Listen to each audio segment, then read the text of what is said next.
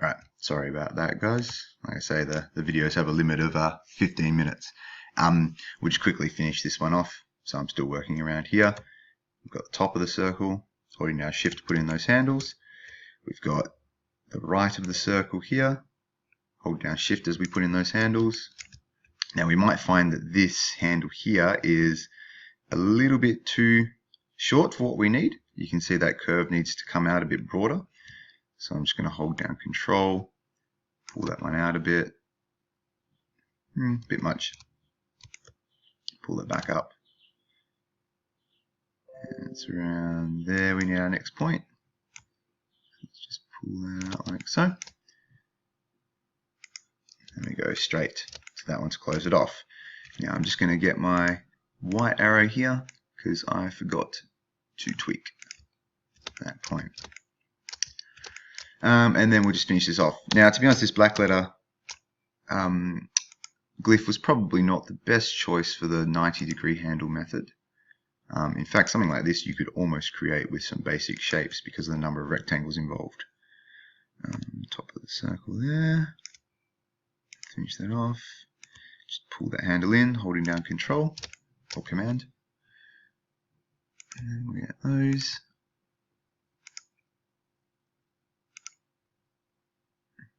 Bottom of the circle there, whoops. And that handle needs to be longer, so holding down control we pull that out, or command if you're on a Mac. And then we select all those shapes, use our shape builder, and option click to punch out those little counters there. Now just very quickly, we've got this other example here. This is probably much better suited to that 90-degree handle method I was talking about. So I was probably giving the wrong example there. So I remember keeping a circle in mind, points at the top, bottom, left, and right. I'll just very, very quickly whip up this one here. This is another good example actually because there's really nowhere to start. There are no corners. Oh, actually, no, tell a lie, we've got one here. But in the event you didn't have any corners to start with, you can just put a point in the middle of a curve and you just have to make sure the handles going in and out of that one line up with each other, which is very easy to do, and Illustrator kind of helps you out there. Anyway, let's quickly get this one done. So looking at this line, the curve really sort of bulges. We get the left point of the circle about there. That handle there is going to be way too long to curve appropriately to the bottom, so we'll pull that up a bit. Bottom of the circle is here. That needs to come up just a touch more. And that can come out. And another tricky one there. This method is not foolproof, by the way, actually. In some cases, you might find it necessary, particularly where a curve changes direction, just to put some points at an angle like that. And that's perfectly fine. Like the 90-degree thing is meant to just be a guide more than anything. Can I get away with one here? We'll soon see. Whoops.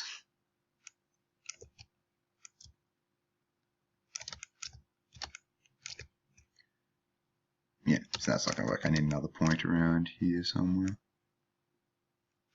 Oh. By the way, if you need to reposition your points, you can simply press Command Z to undo and then just try putting your point somewhere else. So you never press delete when you're working on a shape. If you can help it, always try to press undo. If you press delete, you're going to interrupt the shape that you're drawing. And as we saw previously, the pen tool doesn't like being interrupted.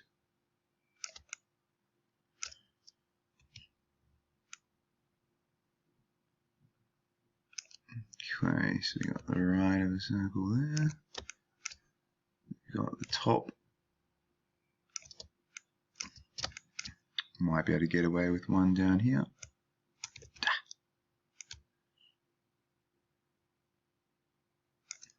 Just hold down control to pull that handle out a bit more.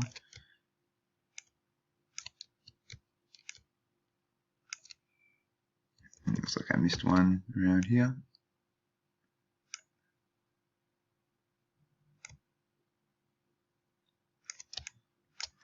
You notice that I've had a few instances there where the point hasn't gone where I wanted it to. What I've been doing there is accidentally pressing Shift before I put the point down, rather than pressing Shift after I put the point down to keep my handles straight. Hold down Control, pull that in. This is another case. I might be able to get away with just one point up here at the top of this next curve. Let's see. Just means this handle needs to be a lot longer. Yeah, see, that's kind of what we're looking for. Nice smooth curve like that.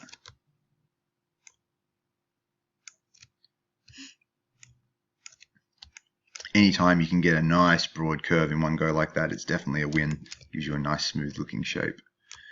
That handle is way too long for that small curve we need to take, so we'll pull it back in. Oops. Right of the circle would be about there. This one is another one that might not work, but we'll see how we go.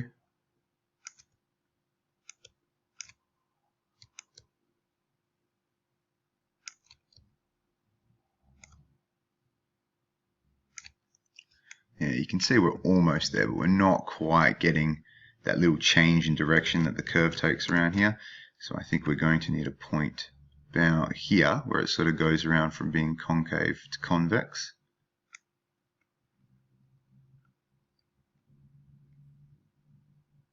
Something like that.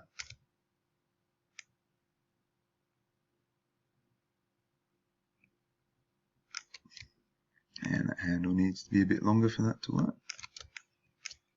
That handle is way too long.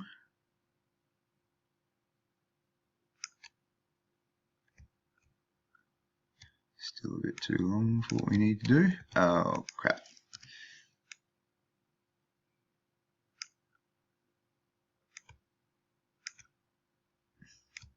That blog that I linked you to in the last video as well, that does mention, or you see in the examples, that occasionally they can't do everything with horizontal and vertical points as well. Like I say, it's meant to be sort of a guide to drawing rather than a hard and fast rule.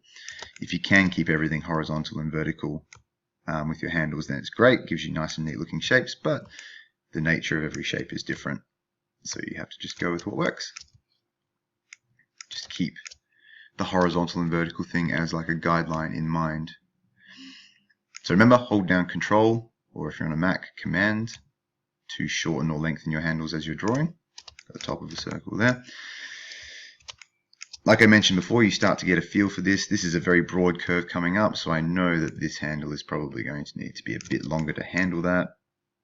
Let's say we have the left of the circle about there.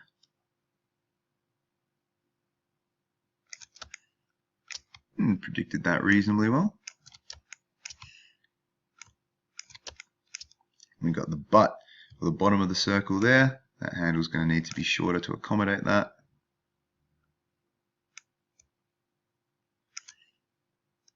And it was almost going well enough that I could curve directly into that point. Might still be able to do it if I just hold down Control and lengthen that handle a bit. Yeah, almost there. A bit longer. Too long. I might have to put a handle on this last point as well.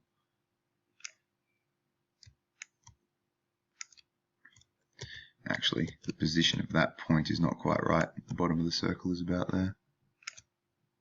Yeah, that's more like it.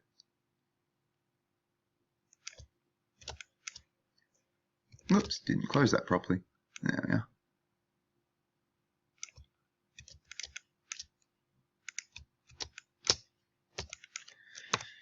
Anyway, if we just have a quick look at that, you can see I'm doing my best to keep those points horizontal and vertical. Those handles horizontal and vertical. And it gives you a fairly clean looking shape overall. So like I say, it's a good guideline to think about. That gives you some good examples. In the next video, we will have a look at what you need to do specifically for this project, which is how to set up your document, how to draw in your guides, those sorts of things.